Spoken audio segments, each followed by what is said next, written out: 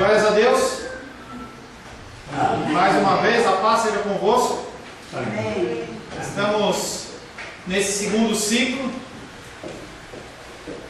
estudando sobre a quarta bem-aventurança. Se Deus assim o permitir, nós estaremos finalizando essa quarta bem-aventurança. Bem-aventurados que têm fome e sede de justiça, como nós temos feito. Fazer um breve resumo para que nós possamos finalizar essa bem-aventurança. Nós iniciamos dizendo que essa bem-aventurança, ela, como todas as outras, nos leva a ter uma obrigação como crentes de encarar a vida à luz do Evangelho.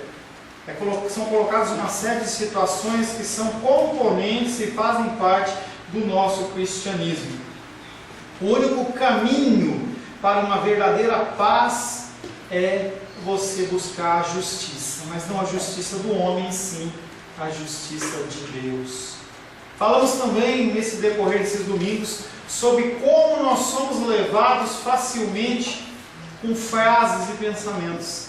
O final do ano está chegando e você vai comprar sua camisetinha branca, que nunca foi usada, para que você possa ter paz em 2017, não é mesmo? Você vê que aquilo que eu estou falando para vocês em relação a pensar, você acha que você colocar uma camisa branca, ou dizer na camisa fica assim, paz, as pessoas caminham, né? Paz, amor, isso vai gerar paz ou vai gerar amor? Ou a sua vida vai mudar porque você usou ou não usou? Isso é quase que um tipo de feitiçaria.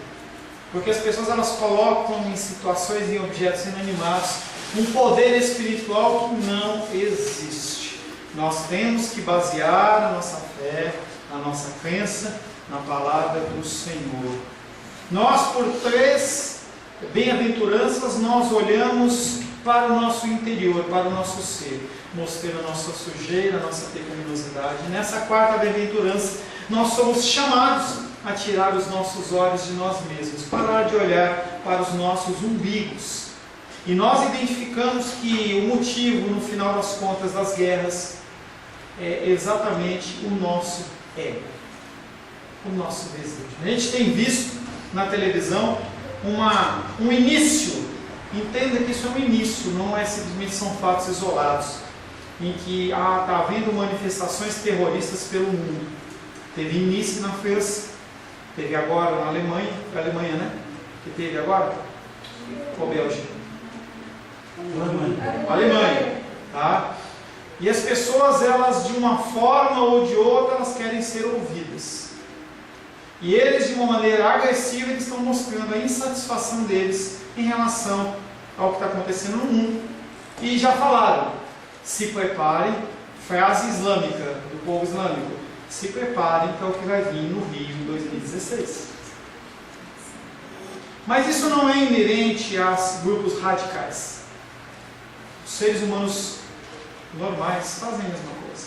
Está havendo uma manifestação contra o Temer a favor da Dilma, lá na frente do Congresso, em que aproximadamente 30, 40 homens e mulheres, eles abaixaram as calças, mostrando suas nádegas para o Congresso, dizendo fora Temer.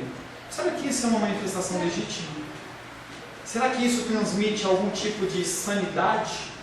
Porque da mesma maneira que uma pessoa ela tira uma metralhadora e atira contra uma multidão, ou joga um caminhão, como foi o caso lá em Nice, que jogou o caminhão em cima de uma série de pessoas que estavam passando na rua, uma manifestação como essa traduz o interior da pessoa. Eu faço o que for necessário para que o meu desejo e a minha vontade ela seja cumprida e aconteça. Todos querem ser felizes, nós já falamos bastante sobre isso. A busca do ser humano é ser feliz. O problema é que nós buscamos a felicidade em caminhos errados, em locais que não são os corretos, e nós sempre continuamos infelizes. E nós procuramos de uma certa maneira encontrar essa felicidade, até que ela se forma como se fosse, se transforma numa idolatria. A vida do ser humano ela passa a ser única e exclusivamente para a sua satisfação. Falamos no período anterior sobre esse jogo novo que está chegando no Brasil, e as pessoas elas querem ser os melhores. A tônica de qualquer tipo de jogo é você querer ser o melhor. Sejam jogos lícitos ou ilícitos, seja uma briga de galo que é ilícita, seja um jogo de futebol, seja qualquer tipo de esporte, qualquer tipo de coisa que tenha um jogo, o objetivo é você ganhar, é você mostrar que você é melhor que o outro. Se você parar para analisar, por exemplo, os Jogos Olímpicos, qual que é o sentido do jogo olímpico? Qual que é a motivação? A motivação é as pessoas elas estarem num pódio com uma medalha de ouro no peito, se possível, e é que as pessoas aplaudam ela e falam assim, você é o melhor. Acompanhava junto com um pastor o caso de uma pessoa muito inteligente, que ela tinha como foco o concurso público. Entenda que tanto o esporte como o concurso público não é ilícito, até o momento em que você coloque aquilo como a satisfação primária da sua vida. E aquele homem, ele estudou de manhã, de tarde, de noite, sábado, domingo, feriados. E eu sei que aquela pessoa, além de ser inteligente, ele se aplicou bastante, ele passou nos melhores concursos. Mas quando ele passou nos melhores concursos, no qual os melhores, os mais top são auditor fiscal do Tesouro Nacional, embaixador, quando ele passou nesses concursos, ele perdeu a razão de vida. E ele ia assumir o concurso, ele entrava em depressão, não conseguia assumir. Aí ele ia para o outro, não conseguia assumir. Até que ele tentou se matar, ele não tinha mais motivação para a vida dele. Qual é a minha motivação e a sua motivação? Mateus 6, 32 e 33 nós lemos, diz que os gentios, porque os gentios é que procuram essas coisas, pois o vosso Pai Celeste sabe que necessitai de todas elas. No módulo anterior a gente falou sobre oração. A gente ora pedindo ao Senhor, mas o Senhor já sabe o que nós necessitamos. O nosso Pai Celeste sabe que nós necessitamos de todas elas. E aí a orientação, buscar em primeiro lugar o seu reino e a sua justiça, e todas essas coisas, as coisas que são realmente necessárias, aquelas que são necessárias para a minha subsistência e a subsistência, o Senhor ele vai prover. Ou vai prover uma situação, ou ele vai conceder algo de forma sobrenatural, como concedeu ao povo de Israel no deserto, o maná, que é o pão que desceu do céu. As pessoas elas têm necessidade de ter os seus desejos satisfeitos. E aí aparece a figura de um Deus que não é um demônio, não é uma figura, mas é um título, que é o Deus do entretenimento, em que se você quiser fazer alguma coisa, você tem sempre canais de televisão, esporte, jogos e toda sorte de coisas que podem sim te satisfazer como que momentaneamente.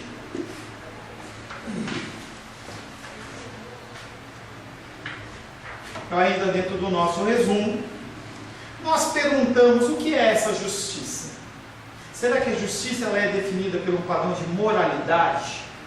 Você cumprir normas, leis e regulamentos, você cumprir a sua parte no trato. O cristianismo ele vem dizendo que não é isso, ou melhor, não é apenas isso. Nós vamos um pouco além. O ser humano, dentro do conceito moral, ele tem que cumprir as suas normas e regulamentos, sim.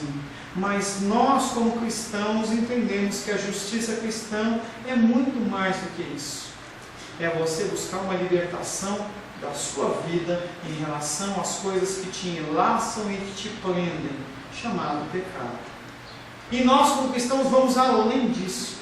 Além de você não concretizar algo, que é algo que gerou uma discussão tremenda há 2, 3 domingos atrás, em que a gente falava sobre o adultério, e a irmã Maria dos Reis ela discordou de mim, eu respeito o ponto dela, em que se você olhar para uma mulher com desejo, você já adulterou. E ela não conseguia entender como que um adultério mental e um adultério prático, ela é colocado no mesmo patamar. Entenda que o adultério, de uma forma ou de outra, qualquer tipo de pecado e crime, ele nasce primazmente na mente e no nosso coração. E aí a nossa luta, ela tem que ser, sim, manter conceitos e padrões morais. Sim, nós temos que ser honrados. e os cristãos não têm honrado. Se você quiser alugar um imóvel para uma igreja, você vai ter uma dificuldade. Se você for em São Paulo em especial, você fala assim, eu quero alugar esse lugar para uma igreja, dificilmente você vai conseguir. O nome cristão já não carrega o peso da moralidade, de alguém que é correto e direito nos seus caminhos. Nós temos que sim passar a isso, além disso, nós temos que passar e nós temos que parar de cometer pecados e erros, sejam eles lícitos, sejam eles ilícitos. Quando eu digo ilícitos, roubar, mentir. Mentir não é ilícito, depende da situação. E aí você tem que se preocupar sim, você não quebrar as leis e os mandamentos do Senhor e ir além, buscando bloquear isso na sua mente, você evitar até que esse desejo, porque o pecado ele nasce de um desejo meu e seu, muito mais do que o diabo fazer você pecar. O diabo ele não te faz fazer nada, ele só te oferece o prato de lentilhas, ele só te oferece aquilo que você deseja. Nós estamos caminhando para o final do ano. As pessoas elas vão ter o 13º em mãos, e aí você olha e fala assim, eu mereço. E aí você compra o que você não pode, você se aperta em dívidas financeiras. Eu aconselho alguns de vocês aqui que têm essa problemática, em que você perde o controle da sua vida financeira simplesmente porque você acha que você pode, ou que você merece, ou que você deseja e tem que ser suprido. E aí a sua vida financeira vira esse mafuá de gato. Junta a isso situações que são emergenciais, que você realmente tem que fazer, e a coisa perde o controle. Muitas dessas coisas são pecado, em que você coloca o seu desejo, a sua vontade acima da vontade de Deus. Por que nós temos que nos afastar do pecado? De primeiro, que nos afastam de Deus. Hebreus diz que com o pecado ninguém verá a Deus. Se você tem uma vida pecaminosa, não uma vida de pecado, porque eu tenho uma vida de cometer pecados como você tem, mas não uma vida pecaminosa em que nós vivemos de pecado em pecado, em que nós temos aquele pecado de estimação e nós cuidamos dele mais do que cuidamos da nossa própria vida, você não verá a Deus. Nós temos que tomar cuidado com isso. Nós lemos Romanos 7, versos 4, 5 e 6, que diz: assim, meus irmãos, também vós morrestes relativamente à lei, por meio do corpo de Cristo, para pertencerdes a outro, a saber, aquele que ressuscitou dentre os mortos, a fim de que frutifiquemos para Deus. Porque quando vivíamos segundo a carne, as paixões pecaminosas postas em reals pela lei, operavam em nossos membros, a fim de frutificarem para a morte. Antes de Cristo, as suas ações frutificavam pecados para a morte. Você é chamado para frutificar para a vida. Esse conceito em foco ele é mais amplo. Esse conceito em si indica o desejo do homem de ver-se livre do próprio desejo de pecar. Ter fome e sede de justiça é ter fome e sede de ser semelhante a Deus. 1 João capítulo 1, verso 3 diz: o que temos visto e ouvido, nós já lemos, tá? Ainda estamos no resumo. O que temos visto e ouvido, anunciamos também a vós outros, para que vós igualmente mantenhais comunhão conosco. Ora, a nossa comunhão é com o Pai e com o Filho, Jesus Cristo. O que temos visto e ouvido tem a ver em relação à palavra. Nós não temos mais o Senhor Jesus Cristo andando no nosso meio, mas nós o temos através da sua palavra. O indivíduo que tem fome e sede de justiça é o indivíduo que anela por essa comunhão acima de qualquer coisa. Quando você tem fome e sede de justiça, você entende que o seu relacionamento com Deus é mais importante do que qualquer coisa. Eu acompanho a titia e ela não vem para a igreja quando não dá mais, porque ela sente o desejo de estar na presença do Senhor, algo acima de qualquer coisa. Isso é algo que nós temos que nutrir na nossa vida, não é algo que aparece assim. Nós temos que nutrir na vida dos nossos filhos esse tipo de desejo, esse tipo de vontade. Conforme eu falei no módulo passado, para que eles não venham achar que a igreja é simplesmente um saco. Nós vemos a igreja, sim, para sermos abençoados, mas em primeira instância nós vimos a igreja para nos mantermos um relacionamento com Deus. Entrando na matéria desta semana, para finalizarmos, se o Senhor Jesus Cristo nos permitir, o indivíduo que tem fome e sede de justiça é o indivíduo que anela por essa comunhão com Deus acima de qualquer coisa. E a nossa motivação não é nada diferente do que sermos iguais a Jesus. Como é óbvio, isso não significa que sentimos que podemos atingir essa justiça pelas nossas próprias forças. É algo que nós temos falado em relação às bem-aventuranças. Você não consegue por suas forças, não há essa possibilidade, mas nós temos a nossa responsabilidade humana. O ponto de vista profano encara a justiça sob esse prisma: eu vou fazer o que eu posso com a força do meu braço, concentrando toda a atenção no próprio homem.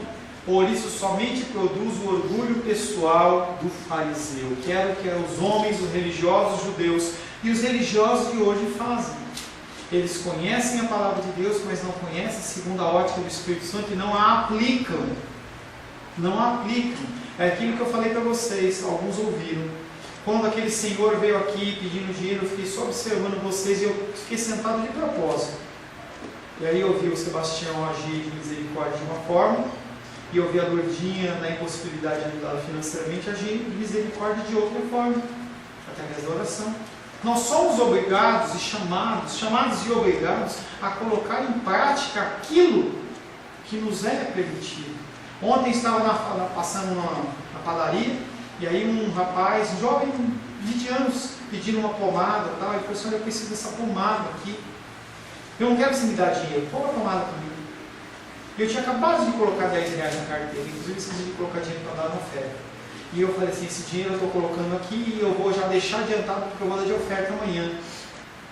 Aí eu olhei para você e falei assim: foi embora os 10 reais. Ela olhou para mim e falou assim: quem disse que os 10 reais eram seus? Mas é isso que a gente tem que entender. Que o nosso tempo não é o nosso tempo, os nossos bens não são os nossos bens. Isso é agir nos caminhos do Senhor. O que significa ter fome e sede? Fisicamente você sabe o que é isso. Nós somos às 11h10 da manhã, daqui a pouco você vai ficar com fome.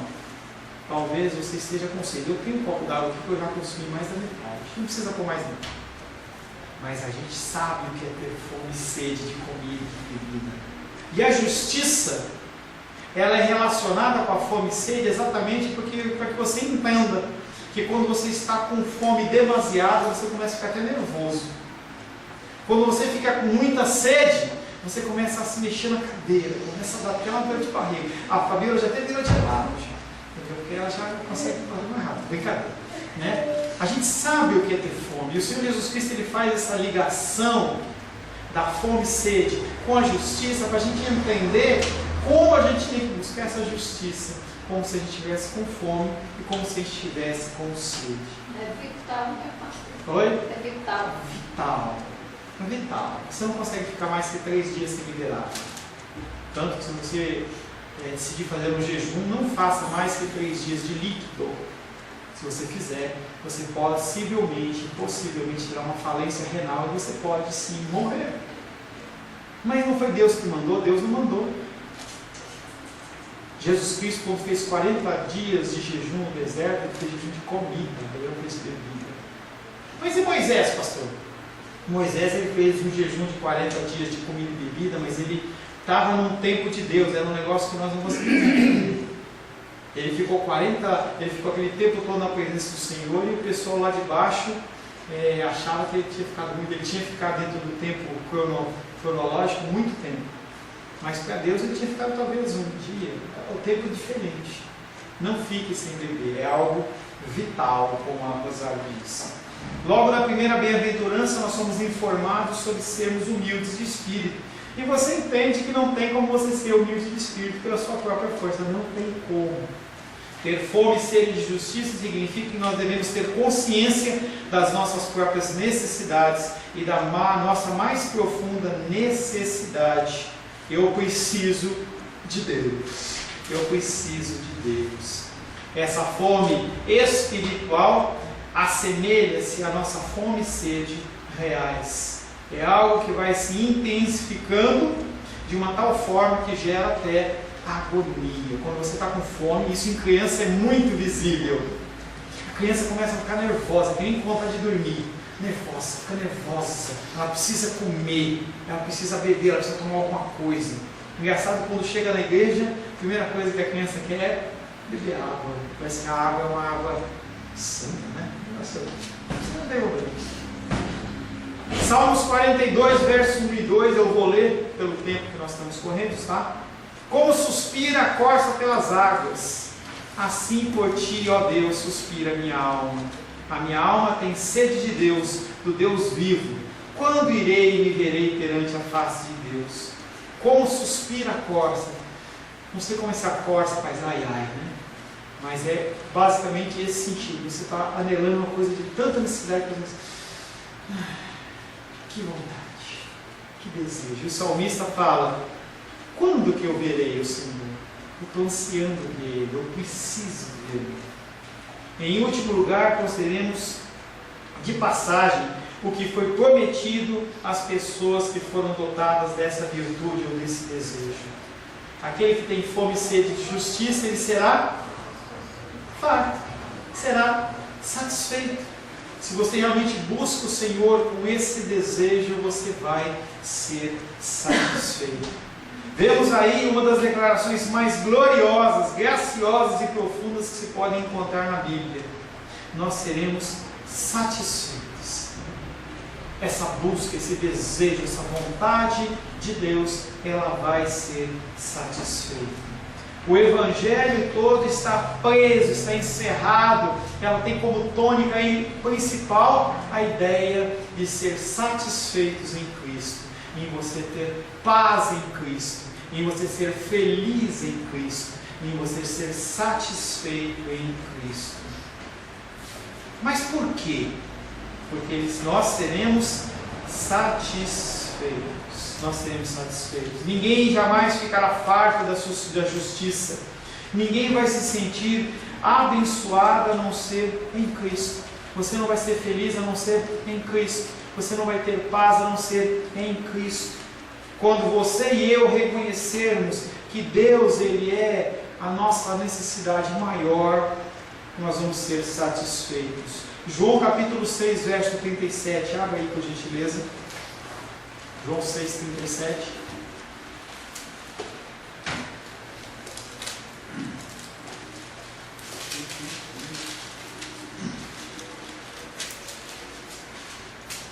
Lê aí, Seba, por gentileza. 6,37. Todo aquele que o Pai me dá, esse virá a mim. E o que vem a mim, de modo nenhum o lançarei fora. É parte da oração do irmão Cláudio. Não me lances, irmão Cláudio, não me lances fora da tua presença. Né? É exatamente o que o João está falando.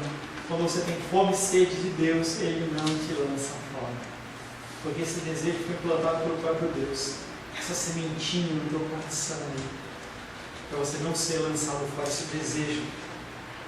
Quando o irmão Cláudio ora assim: não me lance fora da tua presença. Ele está falando: Deus, não se afaste de mim. Espírito Santo, me ajuda. Não me lança fora. É um clamor do irmão Cláudio a Deus, falando assim: Deus, eu preciso de Ti. Eu preciso do Senhor. Tudo ocorre desse modo. Assim que verdadeiramente desejamos a justiça, somos justificados em Cristo, devido à sua retidão, e é rompida, é removida a barreira do pecado e da culpa, e que nos separava de Deus, nos proporciona nós nos chegarmos a Deus. Se você realmente confia no Senhor Jesus Cristo, se você crê que Ele morreu naquela cruz por sua causa, em resgate dos seus pecados, então você foi perdoado. Todo aquele que crer e for batizado será salvo, mas aquele que não crê já está condenado. O batismo é algo simbólico, é uma ordenança, mas a premissa é você crer. Você precisa crer. Devemos também pensar que se trata de um processo contínuo. Você aprende isso com o teu caminhar. O Senhor ele vai se revelando a você conforme você vai caminhando, conforme você vai andando, conforme você vai buscando. O Espírito Santo começa a nos livrar do poder do pecado e começa a mudar o nosso interior. Na medida que o Senhor estiver vivendo em você, você será crescentemente liberto do poder do pecado. Essa semana, a Helena postou uma fotinha bonitinha dizendo assim que eu quero que o Senhor possa visitar o seu coração. Aí eu respondi, não fui mal educado, tá? Eu coloquei assim, Jesus Cristo não vai visitar, Ele já mora em mim, Ele já mora em você. É uma realidade. As pessoas que não conhecem Jesus Cristo, elas ouvem de Jesus, mas você tem Jesus Cristo dentro do seu coração. Deus ele habita dentro de você. Você cada vez mais será capacitado a tornar-se mais que vencedor. Pastor, eu vou ser mais rico? Não é isso. É conhecedor do Senhor, saber mais de Deus, saber pedir as coisas que o Senhor quer que você peça, tomar decisões conforme o Senhor quer que você tome. Você será capaz de oferecer resistência ao diabo. O versículo diz: se submete a Deus, e aí você rejeita o diabo. Primeiro você precisa se submeter a Deus. Você abaixa a sua cabecinha e fala: Deus, eu não posso. Esse negócio de Satanás debaixo dos meus pés, eu calço a 44, ele fica, não é por causa de Deus, não é por causa sua, não. Entenda que não é por causa sua, é por causa de Deus. Você será capaz de oferecer resistência ao diabo, podendo defender-se de todos os dardos inflamados do maligno, e durante todo o tempo terá prosseguimento à obra divina perante o seu interior. Você ouve a palavra, aplica a palavra, se submete a Deus, resiste ao diabo e às suas tentações, você começa a crescer, e o Senhor se revela de novo, e você, é um processo, você recebe a palavra, aplica a palavra, se submete a Deus, resiste às tentações, você cresce. Em alguns momentos da sua vida, você já deve ter ouvido o pessoal falar assim: olha, depois que eu virei crente, a coisa parece que complicou mais. Não, ela complicou mesmo, porque você começa a olhar as coisas de outra ótica, coisas que você permitia, você não permite mais. Mas como é lógico, finalmente essa promessa terá um cumprimento absoluto na eternidade. No fim dos tempos, você será livre de todo o pecado e toda a iniquidade. Aproxima-se o dia em que todos quantos estão em Cristo e a Ele pertencem, postar-se-ão na presença de Deus como indivíduos sem culpa, sem defeito, sem mancha, sem mácula. Todas as falhas terão desaparecido. Ficará um homem novo, um povo novo, perfeito, dotado de um corpo, alma e espírito imaculados. Até lá, nós estamos caminhando, nós vamos aprendendo. Cada dia, cada culto, cada momento é uma oportunidade de você crescer. Me entristeço quando eu vejo pessoas que não vêm na igreja simplesmente porque não querem, porque tem alguma atividade. Elas não entenderam qual é a importância de você ouvir os ensinamentos do Senhor. Até mesmo este meu corpo de humilhação será transformado, glorificado, a fim de tornar-se semelhante ao corpo glorificado de Jesus Cristo. Eu vou poder correr com a Fabiola lá, com o Senhor. Vamos correr junto, né, Fabiola? Lordinha junto. Não vai ter dor, não vai ter mal-estar, não vai ter falta de ar. Vai ser um tempo glorioso. Nós vamos encontrar aqueles que já foram. Vai ser um tempo de muita alegria. E nós vamos viver isso não por um tempo, não porque nós tomamos um medicamento e aquilo veio trazer um alívio momentâneo, não, vai ser para sempre. Toda lágrima, todo choro vai ser retirado. Nós vamos poder viver com o Senhor em honra e em glória. Haveremos de estar de pé na presença de Deus, absolutamente perfeitos de corpo, alma e espírito. O homem inteiro revestido de uma justiça perfeita, completa e plena, a qual haveremos de receber da parte do Senhor Jesus Cristo. Em Cristo nós já estamos perfeitos, mas ainda não. Dentro do nosso tempo nós temos as nossas dificuldades físicas, dificuldades emocionais, mas dentro do tempo de Deus nós já estamos eleitos, porque de maneira nenhuma Ele te lança fora. Porque você já foi escolhido pelo Senhor. Você já o confessou como Senhor e Salvador e você crê. Você já se sente satisfeito? Eu não. Eu não estou satisfeito. Você tem fome e sede? Eu tenho. De comida, bebida e de Deus também. Eu quero mais de Deus. Falei para a Rosângela que eu estabeleci um procedimento que eu quero ler mais. Eu comecei tarde esse ano, mas eu comecei. E aí no mês de junho eu pude ler 3 livros. Fiquei todo contente. Aí esse mês de julho já li mais 3. E já separei mais 3 para agosto. E você tem que estabelecer metas na sua vida. O que você quer fazer? Eu quero aprender mais de Deus. Eu quero aprender mais de um livro da Bíblia. Vamos trabalhar, essa é a minha função, te ajudar, te direcionar, te ajudar nesse caminho. Mas precisa partir de você. Se para você estar satisfeito com o que você tem recebido, as migalhinhas elas não vão te alimentar, você vai continuar do mesmo jeito. Mas você pode sim aprender mais de Deus. Deus tem muito mais, depende da fome e sede que você tem. Essas são as perguntas que realmente importam. Você tem ainda fome e sede de Deus? E essa é a promessa graciosa que Deus faz para quem tem fome e sede dele.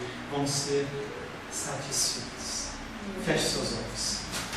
Senhor, em nome de Jesus, queremos glorificar o Senhor por esse tempo que estivemos estudando sobre essa bem-aventurança. Queremos, Pai, ter fome e sede do Senhor, mas entendemos que até essa fome e essa sede provém de Ti. As lutas e as dificuldades do dia a dia, os prazeres e os entretenimentos do dia a dia, Pai querido, nos levam a nos afastar do Senhor. Gera em nós, Pai querido, a fome e sede que havia no coração do apóstolo Paulo, do apóstolo Pedro, do apóstolo João, homens da Bíblia, Pai querido, grandes homens da Bíblia, Pai querido, que tinham o Senhor como a coisa mais importante. Nos dá, Pai querido, essa fome, nos dá essa sede, para que nós não possamos ficar nem um dia sem a Tua presença. E nós possamos ser impregnados do Teu perfume. E nós possamos, Pai, querer alcançar outras vidas com este amor, com esse desejo. Que as pessoas possam ver que há algo diferente em nós. Que nós possamos ter fome e sede de justiça. Para então nós sermos fartos, cheios, alimentados. Ter as nossas sedes satisfeitas. Sempre no desejo de mais e mais do Senhor. Em nome de Jesus. Amém. Glórias ao Senhor.